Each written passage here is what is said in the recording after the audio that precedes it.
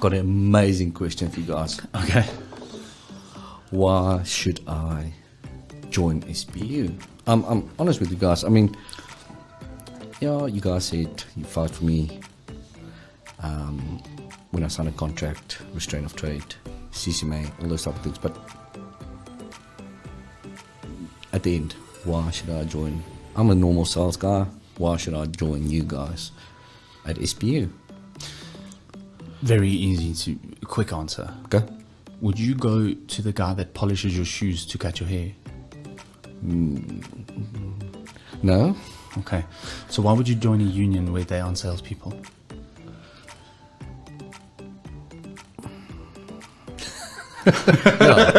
There's multiple unions out there doing incredible work.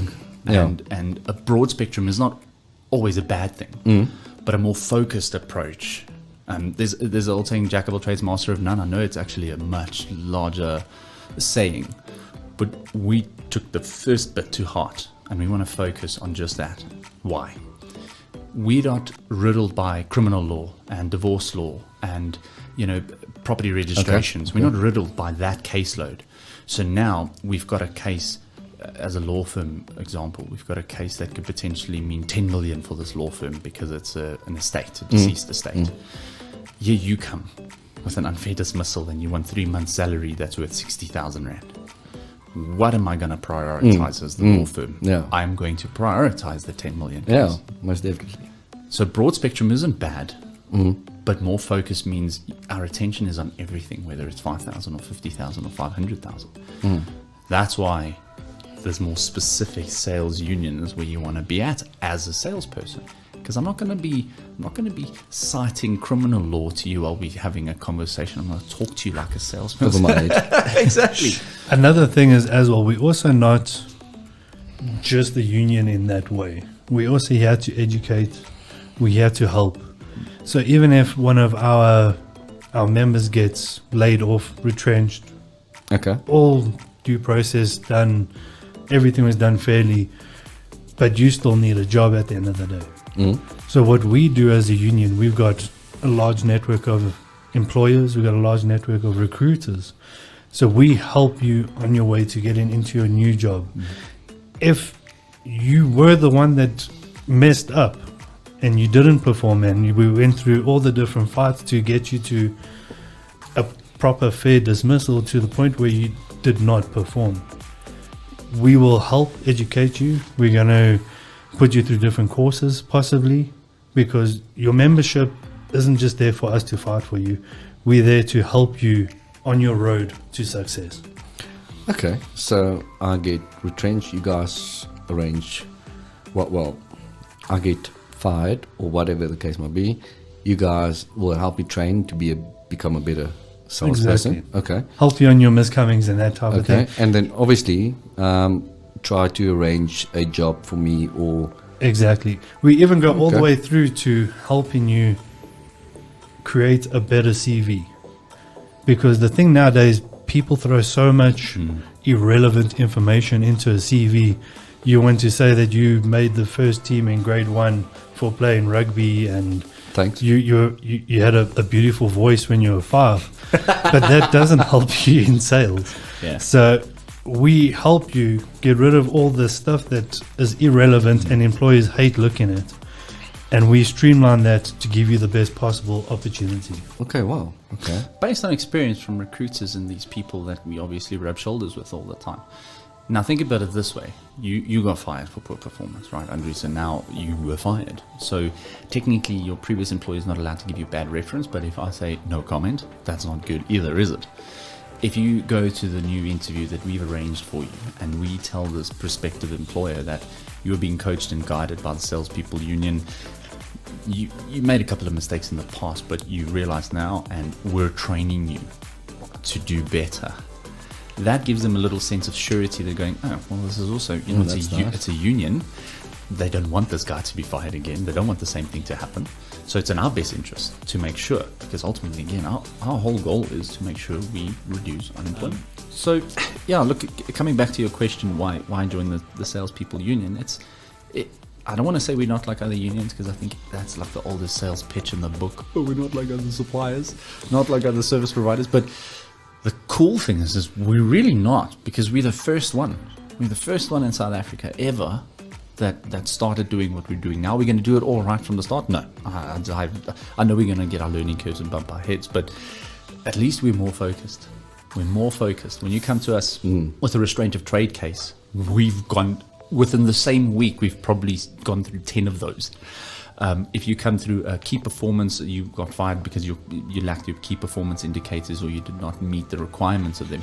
We probably went through 100 of those. Not 10 criminal cases and the 10 family divorces and child custody hearings. Oh, and then 2 labor cases. No, we focus on that only. And we guide our legal partners. We guide them. Because you still need to work. You still need to be busy. We guide them to show these are certain things that happen in our industry, and we do case studies with them. We've got our own paralegals that jump in and they do their own case studies. And then when we go to our legal team, we've done quite a bit of the homework already. And we go, okay, so this is what's happened. He made mistakes, but we're going to have to try and help our guy out here. Let's have a look at these 10 cases where somebody's done something similar. This is what's the outcome, and we strategize on their behalf, and then they go represent. Okay. So again, would you go to the guy that shines your shoes? Did you ask him to cut your hair? Not always gonna. Well, you bold. Well, I can go to the guy that shines You my did shoes go because to the shoe shiner. Yeah. I'm safe. You're not. You see. So in a nutshell, that's why. So you guys are looking after salespeople, Yeah. but not only the salespeople, but also the company. Without a doubt. Consider this situation for a second. Clayton comes to us and complains he hasn't had an increase for 3 years. Okay, Chichibe. You get good salespeople in bad companies, and you get bad salespeople in good companies. Exactly. So you will fight for both of them.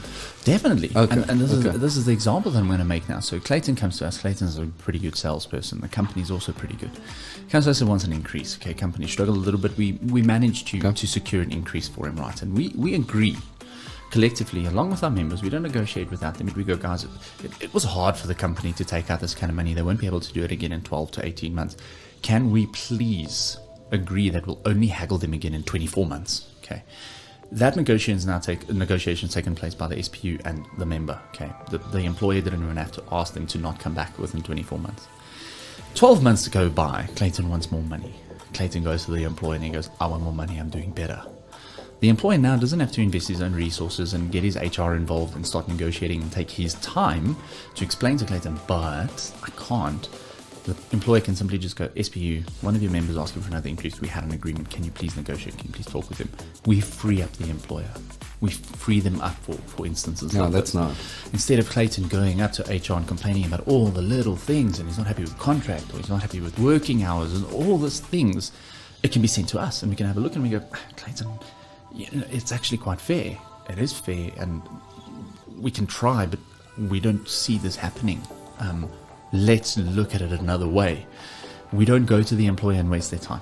You see, again, when I see a union, You don't think of them helping the employers? no. We have to. I mean, again, what's our goal? We don't want unemployment. So if we upset the employers, we're going to cause unemployment. Of course we are. Now, even though the law is on our side, you're not allowed to discriminate or stop somebody from joining a union. It's literally written into the law. Wait. Say again. So in the LRA, in the Labour Relations Yeah. Act, literally I think it's the 7th page after all the descriptions and indexes, it states that you are not allowed to stop an employee from joining a union or discriminate against them once they've joined a union. So if Andries joins a union, yes. If Andries joins a union and you actually didn't want him to join a union and you slowly but surely fire him, that's something the employer is going to answer to, unfortunately. They're also not allowed to stop you. They're not allowed Constructive dismissal, they call it. to. Yeah. So where they make your life a bit more difficult because you're part Make of you it do the stock takes every weekend. every weekend. and you never used to. You see. Yeah. So even though legally the employers have no choice but to go, okay, well, they're part of a union and we need to kind of listen and give them the time. Even though those prowess do lie with us, we don't take advantage of them.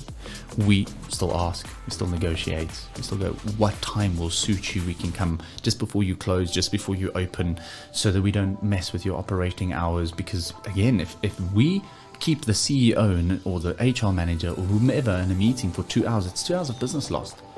Yeah. Everybody yeah. around this table is in sales. You know what 2 hours does to a business day. Huge.